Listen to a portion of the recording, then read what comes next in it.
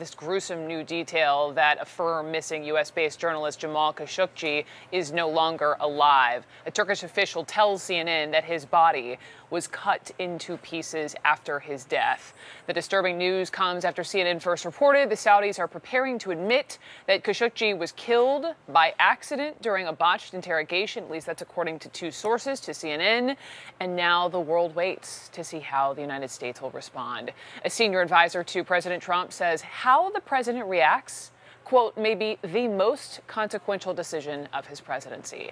That same advisor believes it will show whether the U.S. can continue to maintain a moral high ground on human rights. Today, the U.S. Secretary of State Mike Pompeo met with Saudi's king and crown prince. So far, no specifics on what was said, but it is clear back here in the U.S. that Republicans are not listening to what the president is saying on Saudi Arabia. Just a day ago, Trump said that the king and the crown prince deny any involvement. But I want you to listen to Republican Senator Lindsey Graham talking today about the crown prince known as MBS.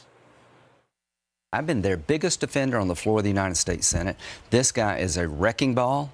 He had this guy murdered in a consulate in Turkey, and to expect me to ignore it, I feel used and abused. I was on the floor every time defending Saudi Arabia because there's a good ally. There's a difference between a country and an individual. The MBS figure is, to me, toxic. He can never be a world leader on the world stage. So Saudi Arabia, if you're listening, there are a lot of good people you can choose, but MBS has tainted your country and tainted himself. With me now, CNN's Sam Kiley in Saudi Arabia and CNN's Clarissa Ward, who broke this story for us there in Turkey. So, Clarissa, just starting with you, we know Khashoggi was last seen 14 days ago now walking into that Saudi consulate in Istanbul. What have the Turkish investigators, the forensics team, what have they found? Well, what a difference a day makes, Brooke. Just 24 hours ago, all the noises were kind of positive coming from the Turkish side. The Saudis were cooperating. They were getting access to that consulate. Now we are starting to hear more shocking details of this truly gruesome crime. A Turkish official confirming to CNN, as you said, that Jamal Khashoggi's body was carved up into little pieces. Still, though, there's a lot of questions. What precipitated that? How exactly was he killed?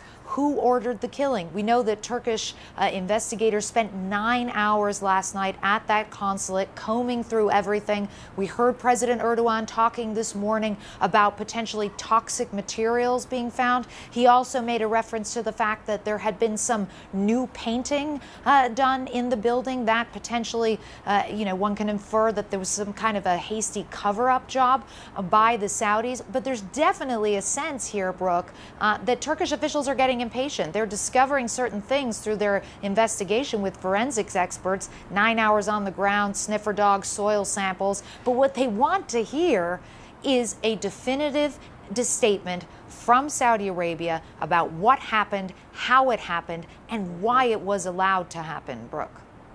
Perhaps some of those answers may come from the Saudis. We wait. Sam, the question to you is, we know Secretary Pompeo is in Riyadh meeting with MBS. Do you know anything about what was discussed between these two?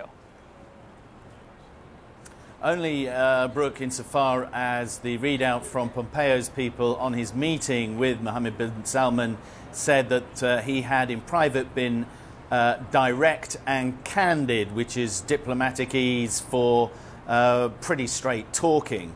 In terms of the official announcement coming from his meeting after 15 minutes with the King, nearly 40 minutes with MBS, there was a standard pro forma statement coming from the United States team saying that they were looking for a timely and transparent resolution to the investigation on all sides.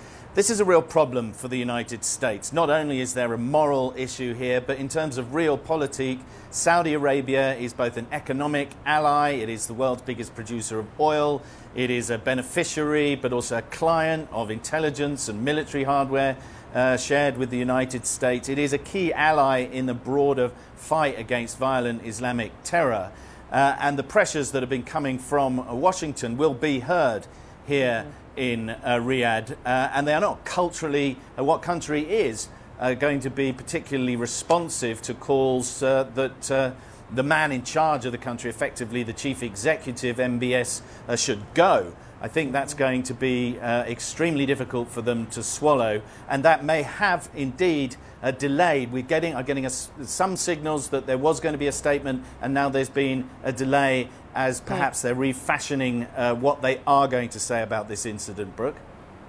Refashioning, huh? Sam and Clarissa, thank you so much. Despite mass skepticism in world capitals and on Capitol Hill, President Trump seemed to take the Saudi regime at its word again, tweeting, quote, "Just spoke with the Crown Prince of Saudi Arabia, who totally denied any knowledge of what took place in their Turkish consulate." He was with Secretary of State Mike Pompeo during the call and told me that he has already started and will rapidly expand a full and complete investigation into this matter. Answers will be forthcoming shortly. Then, in an interview this afternoon, the president once again standing by Saudi denials and lending credibility to their calls for an investigation into what Democrats and Republicans say the Saudis likely ordered. It depends whether or not the king or the crown prince knew about it, in my opinion. Number one, what happened, but whether or not they knew about it.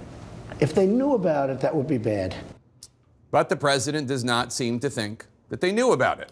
A senior national security advisor to the president told CNN that Trump's response to the apparent murder and dismemberment of a Washington Post journalist, Jamal Khashoggi, quote, may be the most consequential decision of his presidency.